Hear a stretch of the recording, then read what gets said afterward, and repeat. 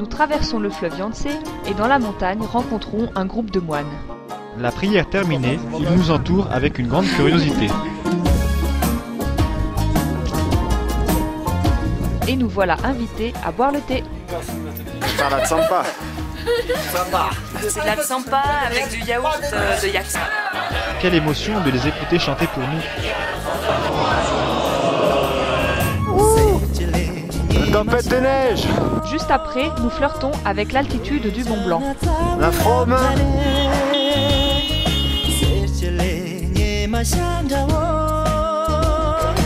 Un tremblement de terre a ravagé la région de Yushu, la reconstruction est rapide.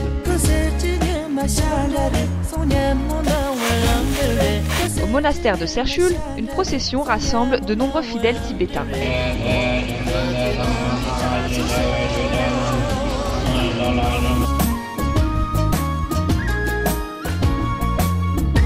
Alors nous sommes en train de cuisiner une ratatouille. Nous sommes à 5. Nous adoptons au passage deux petits Suisses, Sarah et José.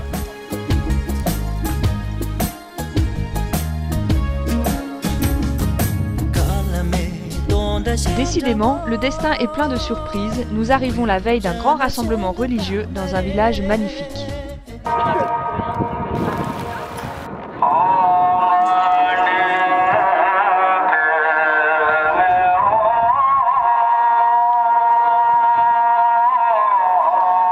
Nous sommes conviés à la cérémonie dans le temple.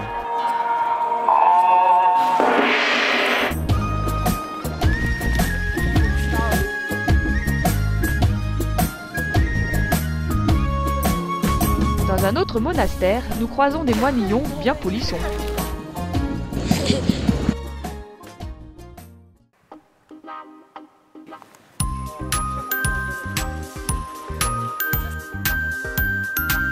Les maisons traditionnelles en pisé sont splendides. On a cassé pour la première fois notre pneu, alors on teste la couture nylon. Là on attend la police pour aller sur internet. La police surveille notre parcours. On apprendra plus tard que des moines s'immolent pas loin d'ici pour protester contre l'oppression chinoise contre la culture tibétaine. Alors comment c'est cette montée Tachou? Hein? Bravo! À Litang, Pchemek nous quitte et nous retrouvons Serge avec qui nous étions rentrés en Chine. L'école s'enchaîne, les dénivelés s'amplifient et les épices aussi, on est au Sichuan.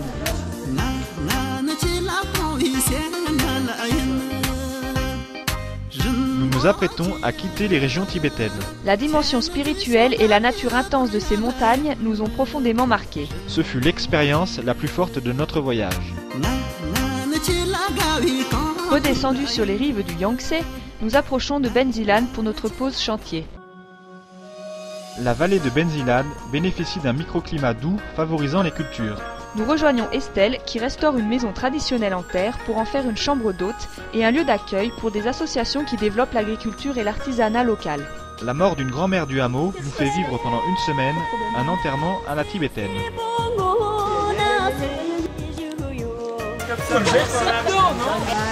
Pendant 3 semaines, nous aidons Aline et Manu, stagiaires en architecture, à tester les techniques de construction en terre et en paille.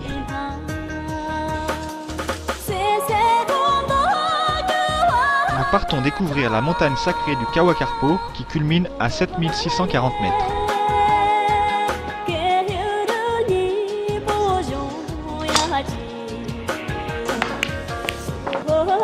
Nous restaurons le stupa, petit four servant à éloigner les mauvais esprits. Cette pause nous a bien requinqués et permis de découvrir d'autres facettes de la culture tibétaine. Quelle est bonne au moins de cuisine. Ah là, du fromage. Exact. T'emmerdons. C'est pas possible. Il part demain, c'est bon. Après 2 mois passés en Chine ouïghour puis tibétaine, nous entrons dans ce que nous appelons la Chine chinoise. Les cultures en terrasse dévalent les pentes, les toitures se rebiquent et les tenues traditionnelles débordent d'originalité.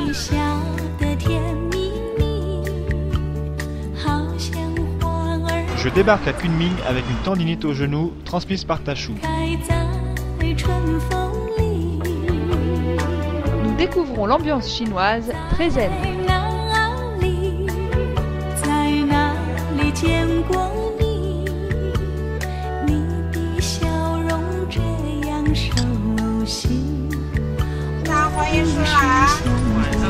Un petit coup de train nous emmène découvrir les campagnes du centre du pays, chez le peuple Miao.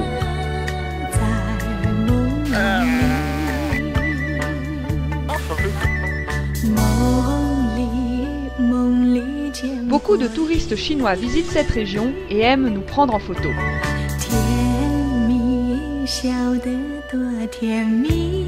Alors en cas de tendinite au genou, c'est un petit système pour aider à pédaler avec une seule jambe. Voilà, on était sur l'autoroute parce qu'il n'y a pas d'autre moyen de pédaler. Et les flics nous arrêtent et ils nous prennent. Donc on n'a pas besoin de pédaler.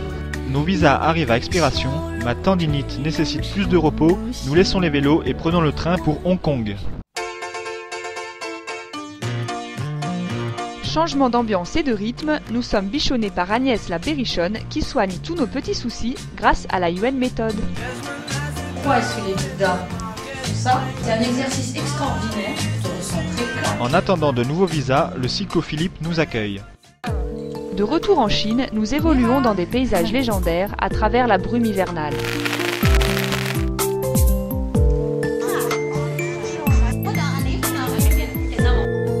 Nous traversons le pays d'Ong avec son architecture en bois sombre, ses tours du tambour, ses ponts du vent et de la pluie. À Noël, nous arrivons à Guilin. Après une soirée festive à l'auberge, la rivière Li nous porte dans une ambiance si réelle à travers des pics karstiques. Les problèmes de communication ne nous ont pas permis de bien comprendre cette culture si différente de la nôtre. Nous avons fait bien peu de rencontres. On peut faire le dernier. Enfin la Chine. Nous traversons le Vietnam, le Laos, le Cambodge, la Thaïlande et la Malaisie. Le Vietnam est pour nous une bouffée d'air frais, pleine de sourires, d'encouragement, mais aussi parfois de moqueries. Sur le marché aux poissons à Halong, la vie, les odeurs, les chapeaux pointus stimulent tous nos sens.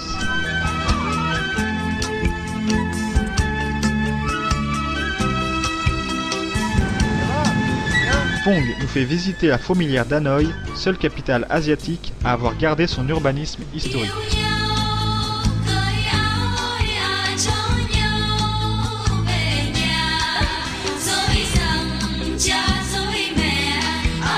Le Vietnam est beau, plein d'esthétisme et d'harmonie.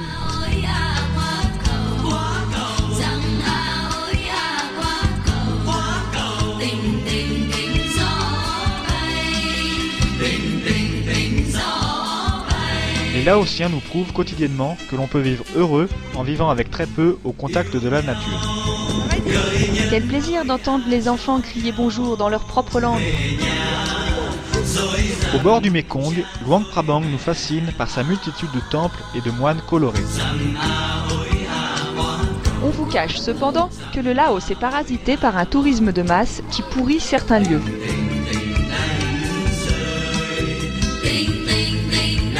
Tout en aidant un village Hmong, l'association Eran agit pour la sauvegarde de la biodiversité au Laos, menacée par la Chine et les multinationales.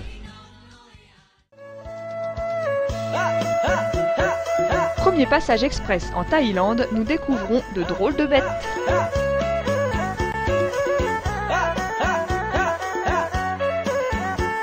Et nous voilà au Cambodge à nous perdre dans la jungle des temples d'Angkor. À l'origine construits par les hindouistes, ces temples ont été transformés par les bouddhistes.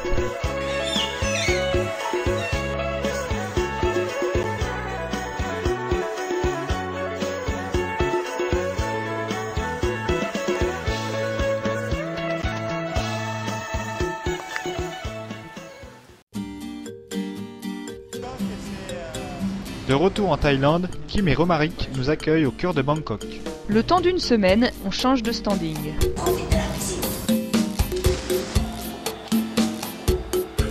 Cette ville moderne respecte tous les standards internationaux, mais au ras de l'eau, elle est de plus en plus menacée par les inondations.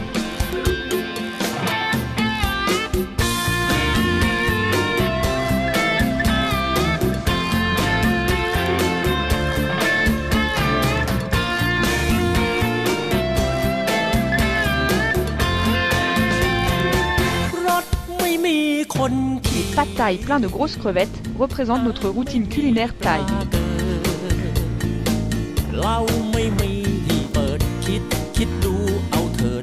Les bords de mer de cartes postales rattrapent l'absence de rencontres.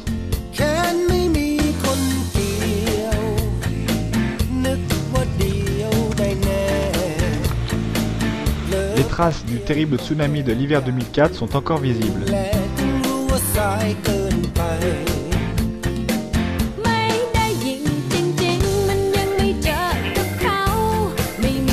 C'est qu'il y aura au moins une chose en moins à faire ce soir, la douche.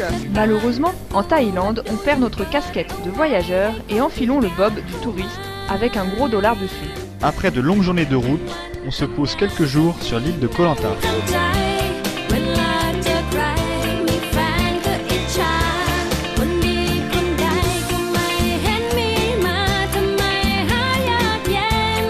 L'occasion de découvrir les splendeurs de la mer d'Andaman menacée par le tourisme de masse.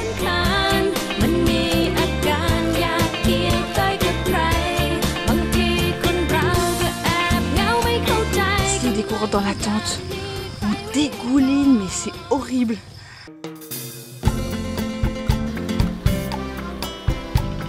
Sur la côte ouest de la Malaisie, les palmiers à huile défilent. Heureusement, à un feu, on retrouve Sarah, José et Wouter pour partager la route. À Kuala Lumpur, Kazé nous adopte et nous explique la diversité culturelle de son pays par de nombreuses visites. Dans les restos malais, indiens ou chinois, on mange comme des rois. Voilà, Marina Bay à Singapour.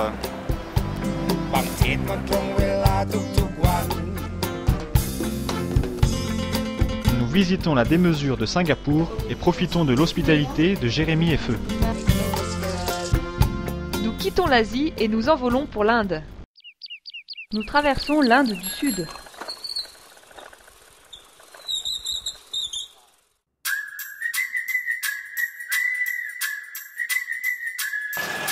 Changement d'ambiance radical en débarquant à Madras. Nous sommes éblouis par tant de couleurs.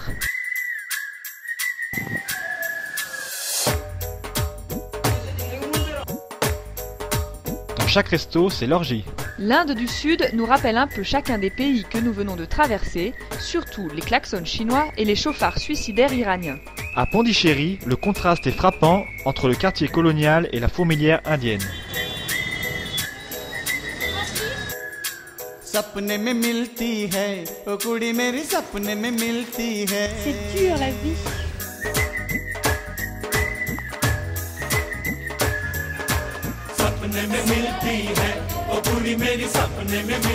Le temps d'une soirée, Chokmar et Jamena nous offrent une immersion dans leur quotidien. Et voilà, nous passons les 18 000 km pour nos 1 an de voyage. Mais quel est donc ce spectacle? Ah, c'est Vincent qui répare son vélo. Notre arrivée dans le site mystérieux et envoûtant de Hampi nous charme. Nous visitons quelques-uns des 400 temples.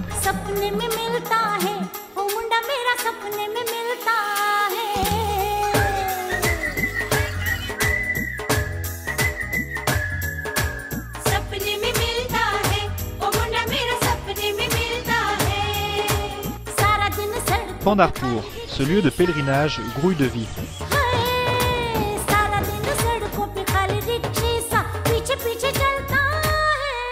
Comme en Turquie, le thé est prétexte à de multiples rencontres. Mais les Indiens commencent à nous saouler. Ils sont adorables, mais leur curiosité sans gêne nous épuise au quotidien. On est assaillis, complètement assaillis. Je cherche quoi pour la nuit, mais on est escorté, c'est mal barré. Hein. Il y a 2 Indiens qui nous collent au cul. Nous décidons d'abréger la route et filons tout droit sur Bombay.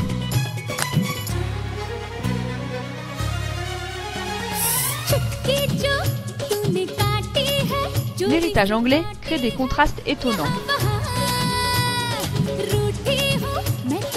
Dès qu'on sort des quartiers anglais, on retrouve la jungle indienne que l'on connaît bien.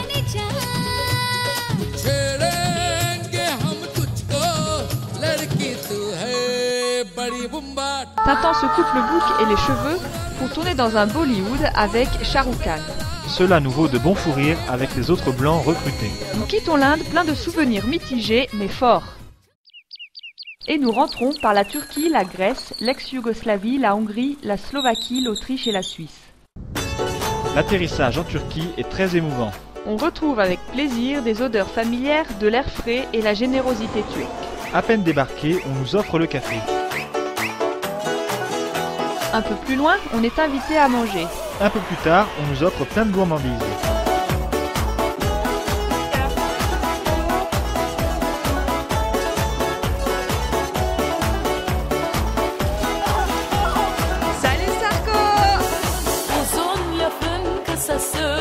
Les Turcs, on les adore. À la fin de la tortille.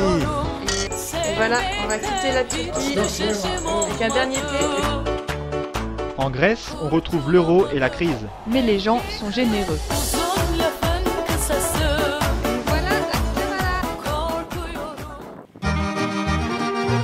La pluie qui nous avait tant manqué pendant ce voyage nous rattrape. Heureusement, la rencontre avec Sonia et Sacha nous réchauffe. 3 jours passés au Kosovo nous font apprécier la neige, les mosquées, les monastères orthodoxes et les moines sympathiques. La météo au Monténégro nous empêche de passer 2 jolis cols, mais ne nous gâche pas la vue sur les canyons. La Bosnie, c'est sous la pluie, et Sarajevo aussi.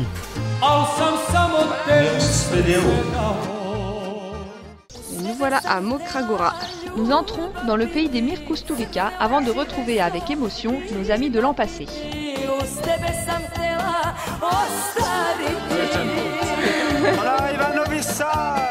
Une fête bien rigolote est organisée à Mochorin dans la maison de Dragana. Quel plaisir de retrouver cette ambiance particulière.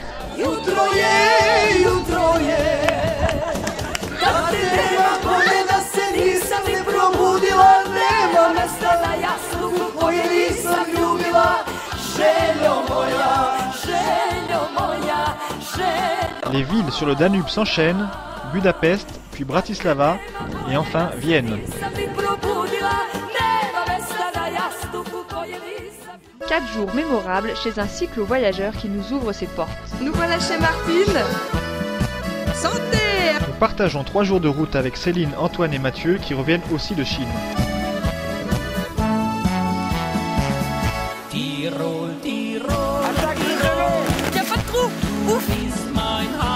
Nous attaquons la traversée des Alpes.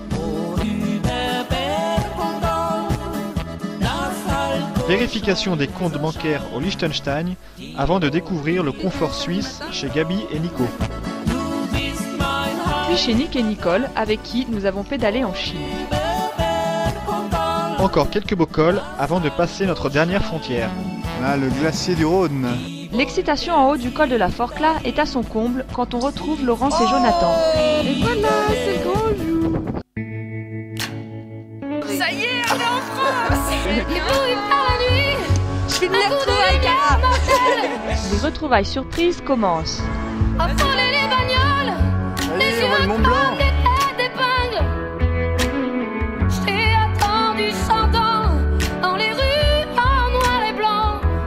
On va arriver au col des montées.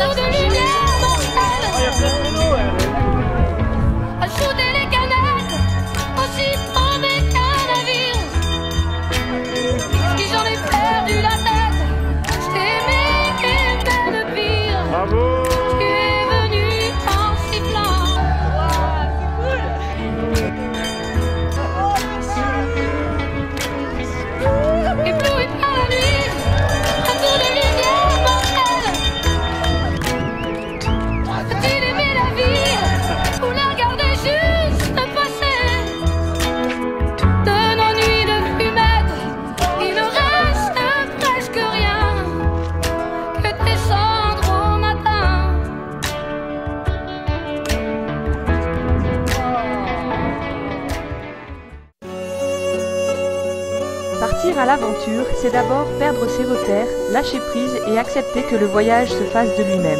C'est vivre pleinement l'instant présent. Voyager à vélo est chaque jour source de découverte et de plaisir. C'est un rythme de voyage idéal, ni trop lent, ni trop rapide. On a le temps d'observer l'évolution des paysages, des langues et des cultures. Un voyage à vélo ne se fait pas d'étape en étape. Il se fait sur la route, là où personne ne s'arrête. À vélo, on a l'impression de mériter tout ce que l'on découvre. Chaque pause, chaque repas, chaque nuit est un régal. C'est ce mérite qui décuple les sentiments de joie et de bonheur. Circuler à vélo permet de se sentir libre, peut s'arrêter sur un sourire, cela facilite les rencontres. Une telle aventure, c'est d'abord la chance d'être en bonne santé et d'habiter du bon côté de la planète, car soyons réalistes, beaucoup d'hommes de ce monde ne peuvent matériellement pas voyager.